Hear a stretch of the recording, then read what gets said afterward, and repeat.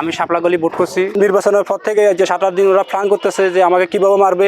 তাই যেত না হইতে মুশি সাজেন আগুন জ্বলে দই মিশে কই হায় আর হুত নাই আর হুত নাই। আমার এখানে 10 লক্ষ টাকার মাল ছিল, ফ্রিজ ছিল। আমি তো এটার সাথে জড়িত না, আমি ওদের ঘরে ভাড়া থাকি। এদের লগে গেন্দা বলে এরা বুঝবে, আমার লগে কিছু নেই। আমি শাপলাগলি ভোট করছি। এটা নিয়ে নির্বাচনের পর থেকে যে 7-8 দিন ওরা প্ল্যান করতেছে যে আমাকে কিভাবে মারবে, এখন কোনো সুযোগ পাইতেছে না। কালকে ইফতারের পর আমি নামাজ পড়ি, বাইরে আসি, ভিতরে ওরা পিছের থেকে আসি, আমাকে অতর্কিতভাবে হামলা চালাইছে। আমার ঘুষি লাথি, এবার আমার মোটরসাইকেল পড়েছে, আমি ওদেরকে ঝাপটা দিয়ে আমি বাসা চলে গেছি। বাসা চলে যাওয়ার পর বাসায় অবস্থান নিছি। এরা আমার বাসা অবস্থার ভিতরে সুযোগ পাই আমার মোটরসাইকেলটাকে আগুন লাগাই দিছে ওরা। আলিজিগো হকসাপের সাথে যারা মিরাজ, ইভেন মশা কাউন্সিলের ছেলে একটা আছে, মন্নানের ছেলে একটা আছে রাসেল, তো এরা সবাই একত্রিত হয়ে যে আমাদেরকে কঠিনভাবে একটা মার দিই।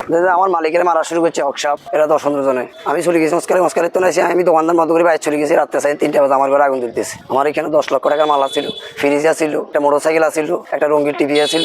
আমি ঈদের জন্য রমজানের বাজার, ঈদের বাজার তুলছি, দুটা বাজার একসাথে তুলছি। আমার সম্পূর্ণ মাল জ্বালাই ফেলাই তছনছ করে লাইছি। আমি তো এটার সাথে জড়িত না, আমি ওদের ঘরে ভাড়া থাকি। এদের লগে গেন্দা বলে এরা বুঝবে, আমার লগে কিছু নেই। আমি 2 থেকে 2.5 লক্ষ টাকায় এই দোকানটা শুরু করছি। আমি রমজানে বিক্রি করব সেই আশা করিয়ে আরো কিছু টাকা পয়সা নিছি। সেখানে মানুষের কিছু আমানত ছিল, মানুষের কিছু সঞ্চয় ছিল, আমানত ছিল, ওগুলো সব আমার ক্যাশে ছিল।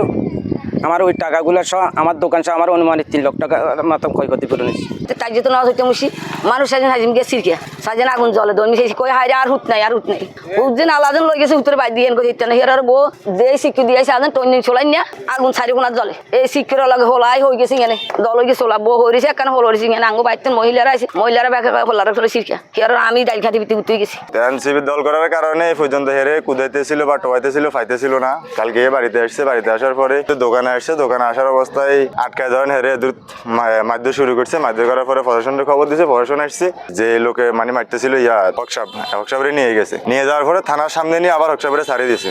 ছাড়িয়ে দেওয়ার পরে এখানে আসছে, আসার পরে হেয়ার পরে হেরা আবার একদম মারছে। মারার পরে রাতে 3টা বাজে আমরা ঘুম থেকে উঠে দেখতেছি যে মানে এখানে আগুন জ্বলে, দোকান করে আগুন লাগাই দিচ্ছে। রহিম ভাই এবং মিলিয়াদারা এনসিপি করছিল।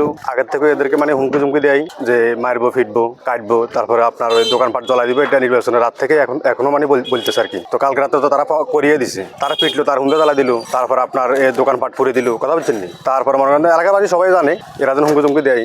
দিক মতাদর্শ থাকতেই পারে, তাই বলে কারো দোকানে হামলা করা বা কারো বাড়িতে হামলা করা এটা আমি মনে করি যে এটা একেবারে অনুচিত। যে বা যারাই করুক, কোনো দল বা মতের সাথে তারা সম্পৃক্ত থাকুক, তাদেরকে আমরা চাই আইনের আওতায় আনা হোক এবং সঠিক তদন্তের মাধ্যমে যারা এই কাজটি করেছে তাদের দৃষ্টান্তমূলক আমরা শাস্তি চাই। রহিম ভাই আর মিলাদ এনসিপি সমর্থন করার কারণে বিভিন্নভাবে হুমকি ধমকি আসতেছে। আমরা গণতান্ত্রিক রাষ্ট্রে বিভিন্ন দল সমর্থন করতে পারে, এটা একটা স্বাভাবিক জিনিস।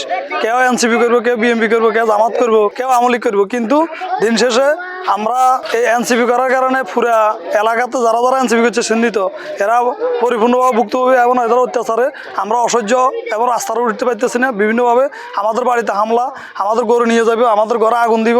একটা আগুন দিছে, এখন আপনারা দেখছেন উপস্থিত, আরও কিছু আগুন দিব, টার্গেট এটা রাখি। এলাকাতে তারা একটা মানে ন্যাক্কারজনক ঘটনা ঘটাইতেছে এবং ঘটানোর চেষ্টা করতেছে। এটার জন্য আমরা তীব্র প্রতিবাদ জানাই।